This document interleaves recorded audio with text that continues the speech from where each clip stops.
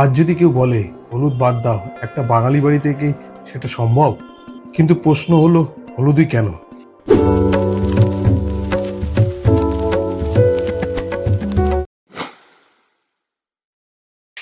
আজ থেকে হাজার বছর আগে যখন ডাক্তার, ফার্মেসি কিছুই ছিল না, তখন সবার বাড়িতে ছিল ঘরোয়া ওষুধ, এবং সেই নামগুলোর মধ্যে একটি হলো হলুদ। গায়ে হলুদে কেউ প্রশ্ন করে না এটা কেন করছে। মা বলেছে, ঠাকুমা বলেছে, কিন্তু এটা ছিল একটা বিশ্বাস। এবং নতুন জীবনের আগে মন আর শরীর দুটোই পরিষ্কার হওয়ার দরকার।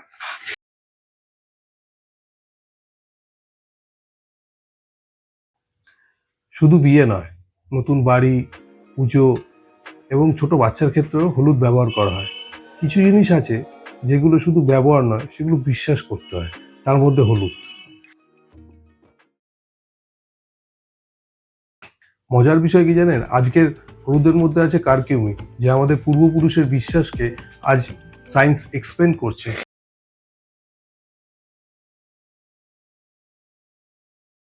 তাই হলুদ শুধু মশলা নয়, এটা আমাদের মা ঠাকুমার বিশ্বাস, এবং যেটা আমরা এতদিন ধরে ক্যারি করে আসছি। যদি আপনাদের এই ভিডিওটা যদি আপনাদের ভাবতে বাধ্য করে, তাহলে ভাববো আমার গল্প বলাটা সফল।